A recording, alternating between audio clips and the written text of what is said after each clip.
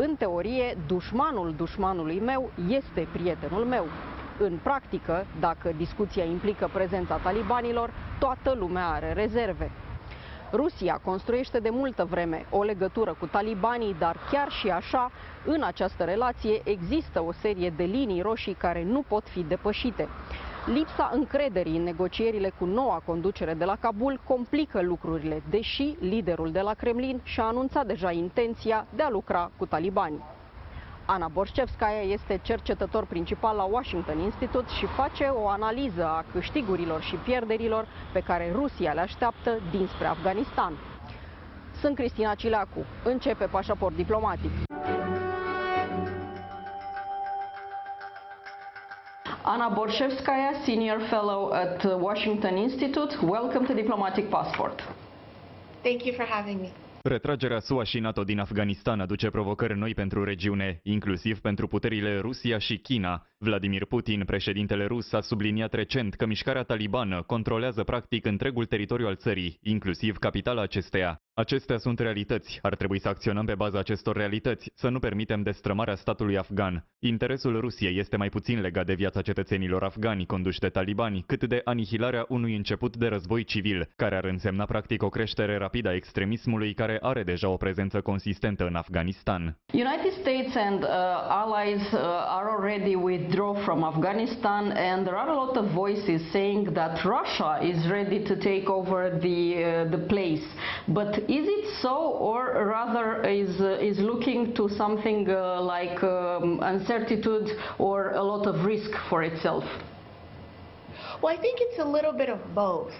On the one hand, Russia's chief concern, unsurprisingly, is going to be that any radical elements don't enter Central Asia and therefore set the ground for terrorist attacks inside Russia.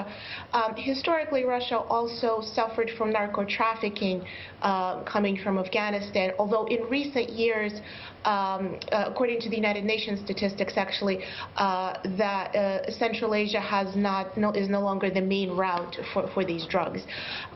So that's one aspect, and that's why you've seen Putin increasing military exercises in Central Asia and so forth.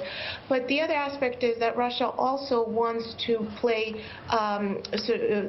sort of a mediating role. There's a geopolitical element to what Russia is doing. They've had an open dialogue with the Taliban in recent years. They've hosted them in several meetings.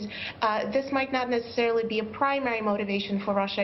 It's more that Putin seems to have accepted the Taliban as a reality, and he's preparing for it. And at the same time, because of Putin's zero-sum anti-American approach to international affairs, any loss for the United States and NATO and the West is, of course, going to be his gain. You put all the problems in the same basket, so let's take them one at a time. First, let's start with the diplomatic relations, because as we know, there are some countries that kept already open their embassies in Kabul. Of course, Russia is one of them. And the question is, what expectation has Russia from the diplomatic point of view from the Taliban regime in Afghanistan? It seems that Russia is looking to contain the Taliban. It's unclear to what extent they really believe that the Taliban can really be moderated. Perhaps in private they may be more skeptical than how they behave, but the fact of the matter is they seem to have accepted them in some sense more than Western countries, and that's why you've seen the Russian and the Chinese embassies open when the United States had to close due to this connection with the Taliban. It seems to be more of a realist approach that, and Putin has said this when he met with Merkel, he said they're a reality. So it stems from this more realist view. The question is, what's that really going to lead to? And that at this stage is somewhat unclear. Talibanii au anunțat că vor organiza o ceremonie de investire a noului guvern chiar pe 11 septembrie, dar au renunțat la planuri în ideea în care ar fi o risipă inutilă de resurse. La ceremonie erau invitați reprezentanții Rusiei, Chinei, Iran, Pakistan și Qatar. Talibanii caută desigur recunoaștere internațională, dar acest lucru însă nu se întâmplă oficial nici măcar din partea statelor care au încă ambasadele funcționale în Afganistan, deși indirect există interes să se lucreze cu noul regim instalat la Kabul. Leaving the embassy open is also a sort of recognition, but on the other hand, Taliban, as Mr. Putin said, are a reality and they are actually ruling Afghanistan right now. In this regard, continuing with the set of issues that you already raised, Russia is interested in protecting, let's say, the borders of the countries neighboring Afghanistan in order not to have radical Islam move towards its own borders. It will be able to contain these borders close in front of the radical Islamists?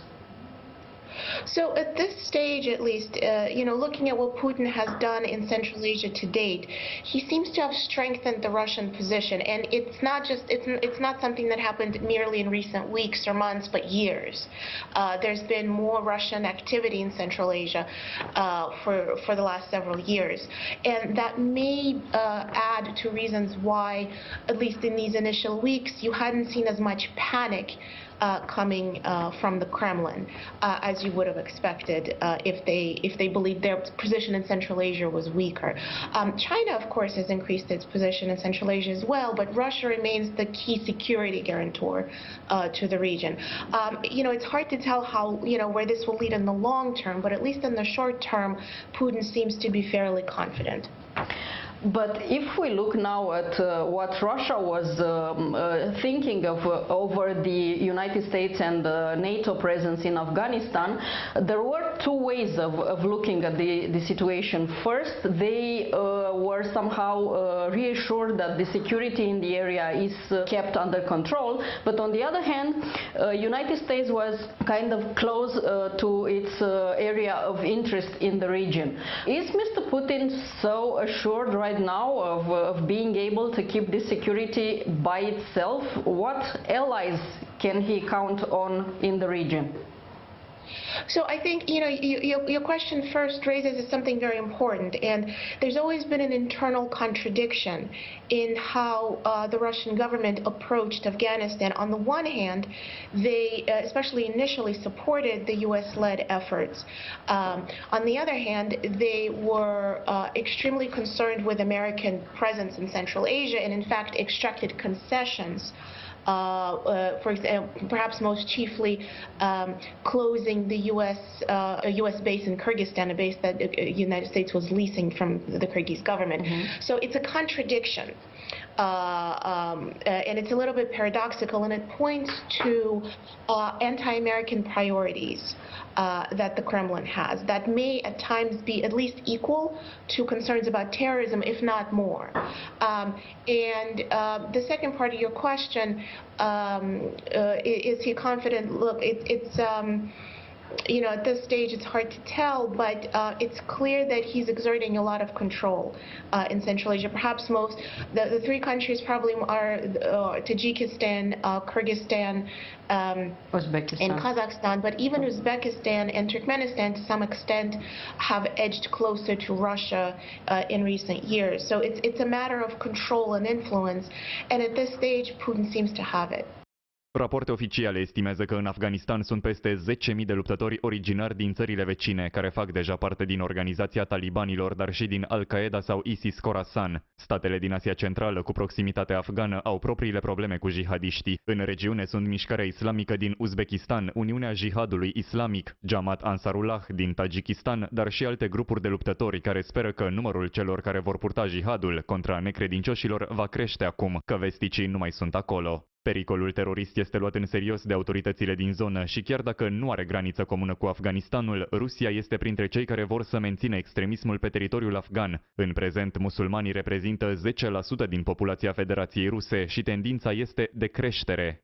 If we talk about control and countries that are being threatened, let's assume that Tajikistan is, I think, one of the most exposed to the danger due to mentality of the Tajik fighters as well.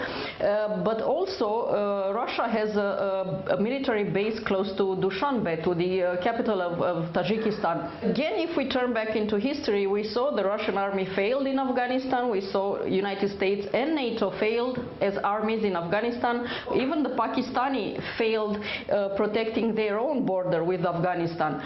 What are the chances of again, Russian army to protect the border of Tajikistan? Because this is the main goal of the presence of the Russians in this country.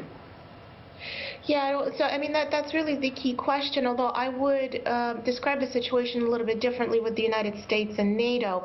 The Soviet army failed in Afghanistan. U.S.-led efforts in Afghanistan have actually been far more successful than might meet the eye. This issue has been politicized, and the fact of the matter is, for years, in recent years, this has turned into a simple deterrence mission, and what was required was a small contingent of about 2,500 troops to deter the Taliban. Pakistan, for its part, is really the key reason why the Taliban remains such a strong force. Pakistan is interested in a destabilized Afghanistan, and in fact, it's the Pakistan's ISI that turn the Taliban into a unified movement.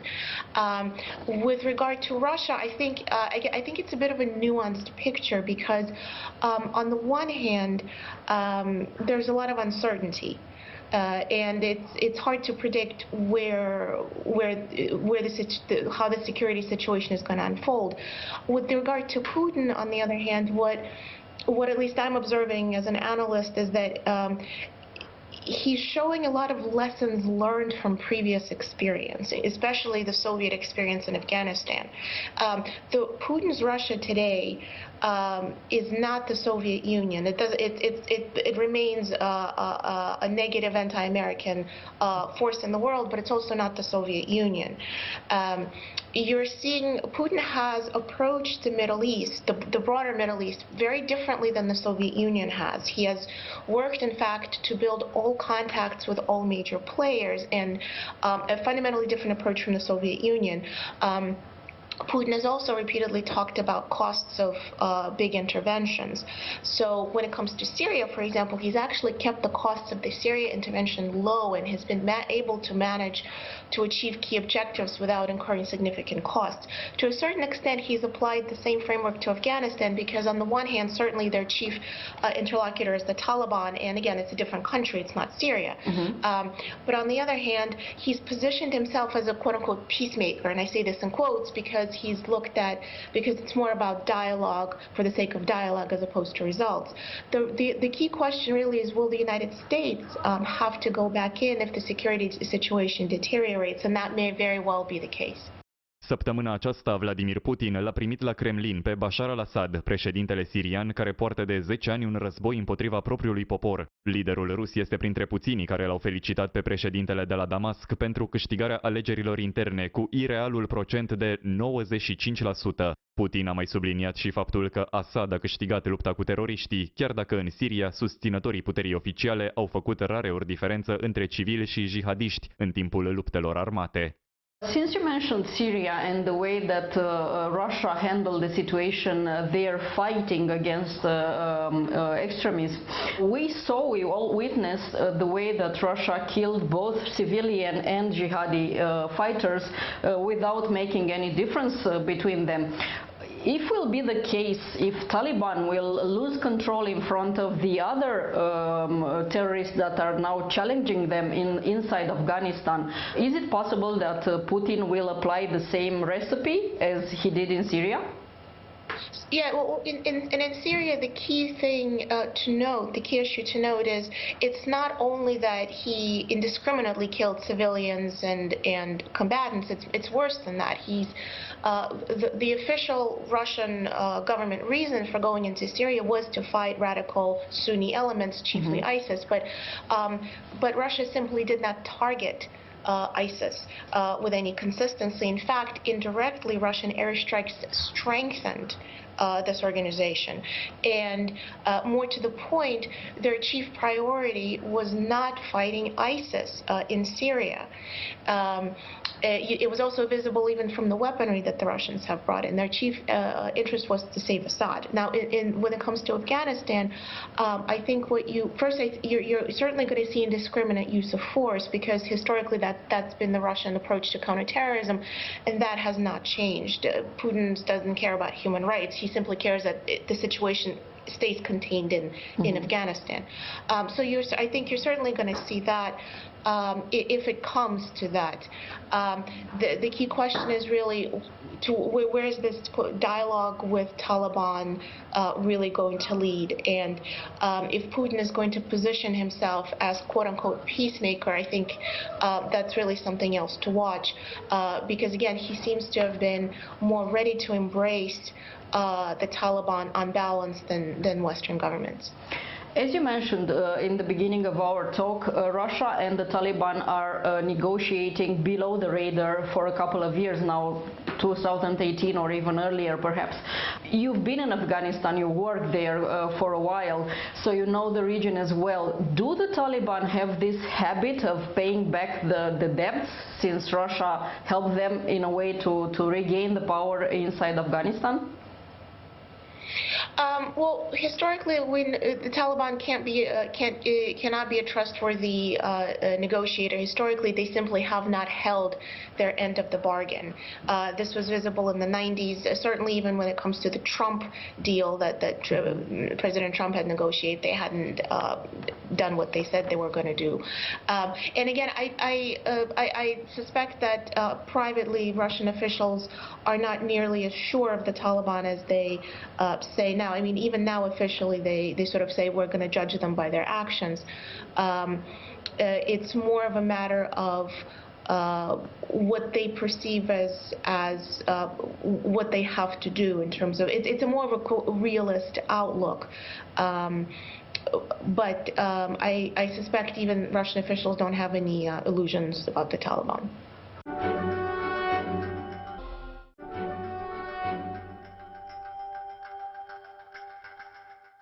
Cultivarea macului și producția de narcotice sunt o sursă de venit pentru afgani și în susținerea acestor activități ilegale sunt implicați funcționari publici și talibanii deopotrivă. Estimările făcute de ONU spun că banii rulați în extracția și traficul de opiu, perceperea de taxe de la cultivatori, organizarea laboratoarelor de producție de droguri și taxele pentru contrabanda cu produsele finale reprezentau aproximativ 7% din PIB-ul Afganistanului, înainte ca talibanii să revină la putere. Prin urmare, nu se așteaptă nimeni ca acest robinet cu bani să fie închis în actualele condiții, mai ales că noul guvern de la Kabul are nevoie de multiple resurse financiare. You also mentioned in the beginning of our conversation about the narcotic deals that are being done with Afghanistan, and of course, besides terrorism, people can export as well drugs.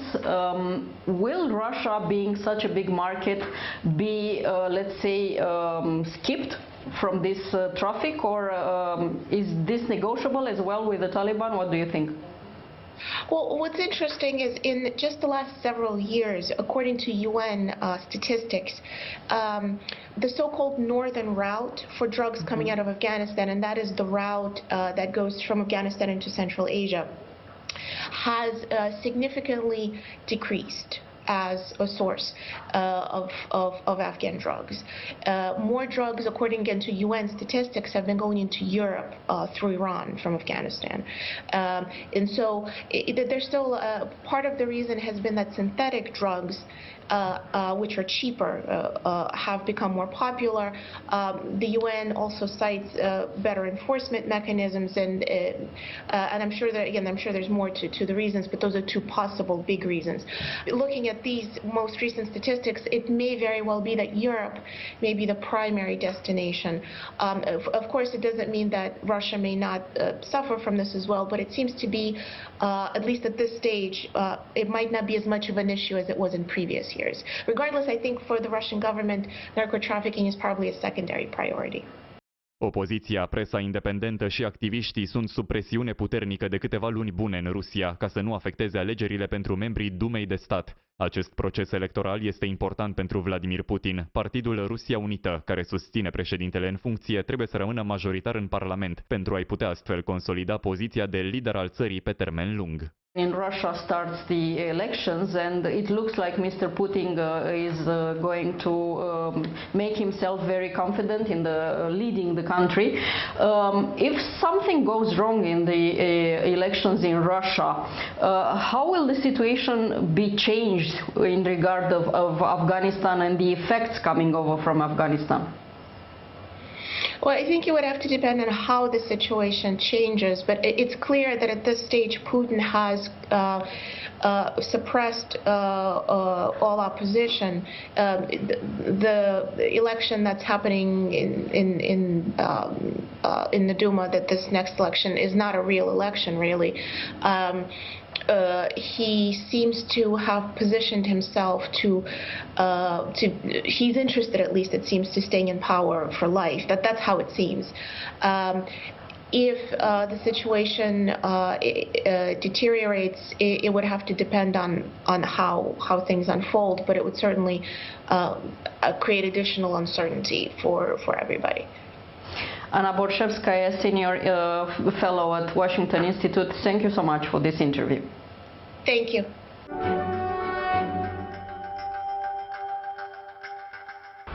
Atât pentru astăzi, dar rămânem în continuare online pe pagina de Facebook a emisiunii și pe contul nostru de Twitter. Revenim cu subiecte noi din lumea diplomației și a politicii externe vinerea viitoare de la 11:30 și reluare sâmbătă de la 22:30. La revedere!